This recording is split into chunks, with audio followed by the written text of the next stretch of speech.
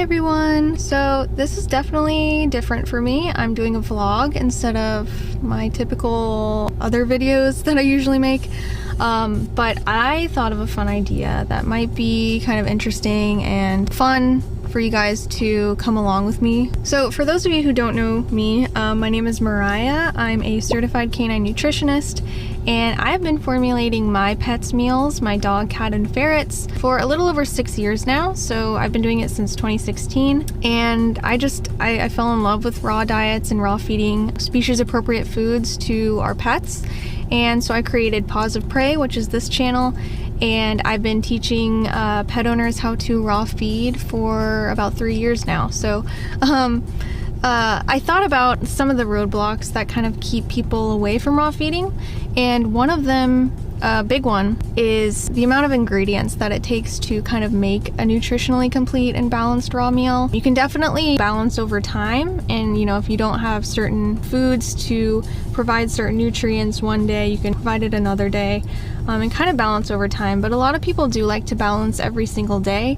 So I started thinking, is it possible to create a complete and balanced recipe with like as little ingredients as possible? Because usually it takes about 10 to 15 ingredients to make a complete and balanced recipe for dogs, cats, and ferrets. So I was like, how low can I go and still meet all the nutrients they need? So I decided to challenge myself. I'm gonna try and shop and create a complete and balanced recipe for an adult dog that needs about 1,000 calories, which is around 40 to 45 pound dog. And I'm gonna see how low I can get these ingredients down to.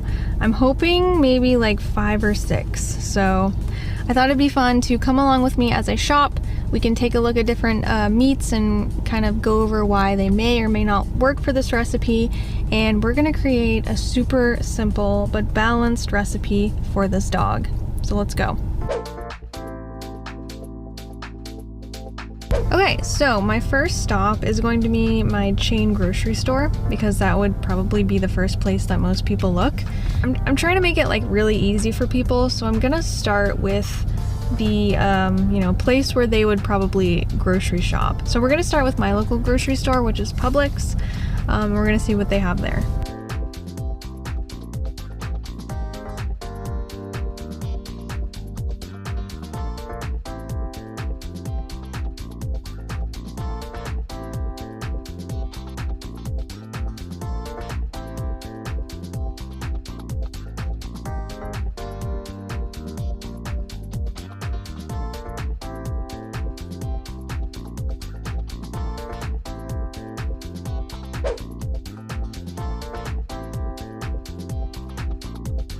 Okay, so I am now at a pet store, and it's not like PetSmart or Petco or like any of those chain pet stores. It's more like a local pet store, and they do talk about like, selling natural products, which not everywhere will have. So I know exactly what I'm getting in here, but I will show you in a second. This is something that you can't find at grocery stores. You really can't find it anywhere unless you get it at a pet store that sells it or online. So let's go get it.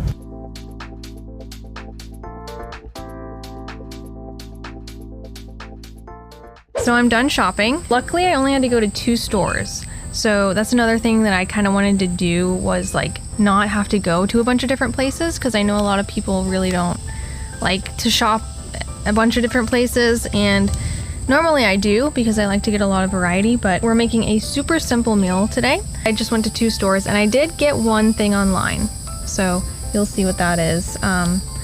Maybe you could find this item at a health food store or something, but I specifically wanted to buy this online just because I like the brand. So I kind of wanted to go over what like a raw diet is and what kind of makes up a raw diet to begin with. Raw diets usually need to include a raw meaty bone, at least 2 muscle meat proteins, at least 1 muscular organ, liver, and at least 1 other secreting organ. So that is the base of the raw diet. But there are a few nutrients that are a little low depending on what foods you're feeding. So a few other foods would need to be added for that, which again kind of averages around 12 to 15 ingredients. Again, we wanted to keep this low, and I want to do no more than 6 ingredients. I think I can do it, but we'll see, and I'll kind of explain what foods I chose. Sorry about the birds. I'm outside kind of showing you this stuff. So I wanted to start with a raw meaty bone. So there were a few I could have chosen from. Basically what I did is I went to my main chain grocery store and I went to a local pet store. So most of the stuff is from my chain grocery store, which I'm sure you could find all of this stuff at yours as well.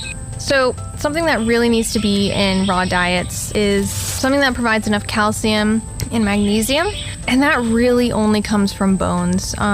You know, calcium and magnesium come from a bunch of different ingredients, but it's not going to meet those needs unless you're feeding a raw meaty bone or something like seaweed calcium or bone meal, something like that.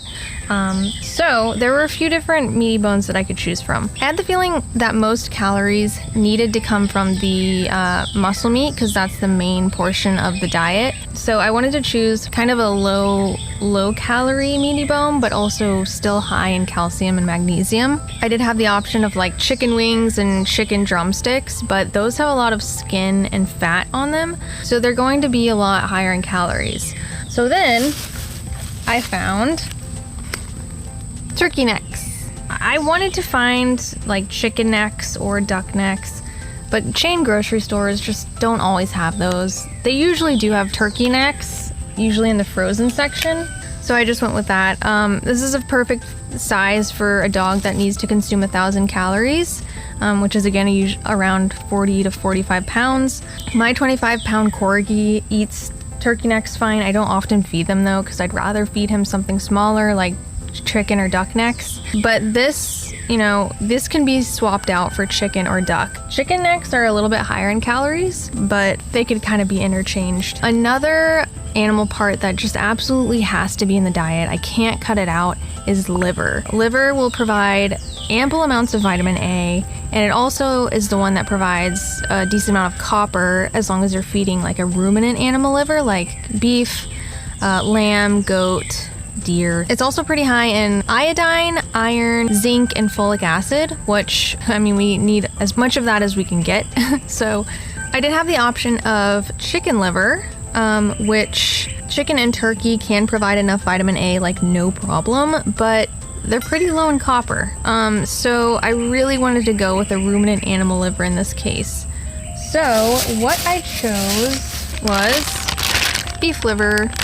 And it's grass-fed, so that's a plus because animals that were raised in, you know, their natural environment and eating the foods that they were naturally meant to eat, like grass and not just a bunch of grains, it will be higher in nutrients. So I definitely wanted to grab grass-fed in this case. So the next thing I wanted to add, of course, is the bulk of this recipe, which is the muscle meat. So muscle meat as well as the muscular organ. And I really needed to choose wisely with this one because, I mean, I'm already at 2 ingredients and the maximum amount that I can add now is 4 more. So I felt like I really needed to cut the muscle meat down to like 1 protein. Or else I might not be able to make it to 6. So luckily chain grocery stores have a ton of different options usually. They have things like chicken, turkey, duck, beef, lamb. So I had a good amount of things to choose from. But I had to choose wisely. So if I went with chicken or turkey meat, the meat would be low in certain B vitamins. And if I went with duck, the meat would be a little low in selenium and zinc. So I couldn't go with that either. So when I was thinking about the minerals, beef came to mind because beef is really, really high in zinc, especially if it's grass-fed and finished. And it's pretty high in certain B vitamins. And so I kind of took a look at the beef and I noticed that even most beef cuts were falling short of thiamine, which is vitamin B1. And I mean, it was meeting basically everything else, but that vitamin B1 just was not being met with like any meat that I was choosing. But then I realized pork.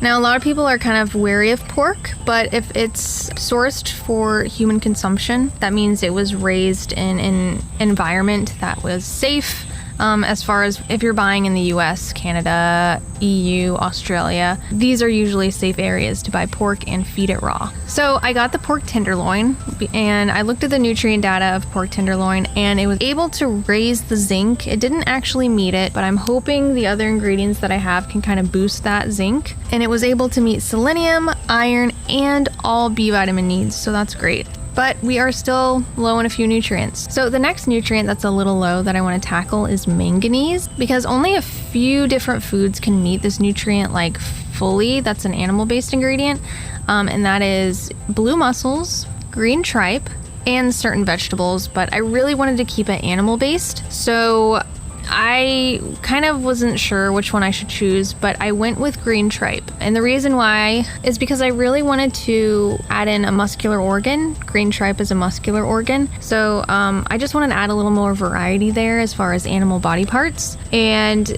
green tripe will also help raise the zinc a little bit. I went to my local pet store because I know that they have pre-made raw food and they also have frozen raw parts, and they do sell green tripe. And this is something you're not going to find anywhere else, but either a pet store or online.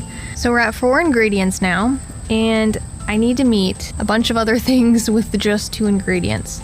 So the next thing I wanted to tackle is iodine, because that's another thing that really can't be met by a bunch of different foods. It's really going to only be met by, well, one, if you feed a lot of organ meat or a lot of fish, but you really shouldn't feed that much of those things. But the next best thing is seaweed.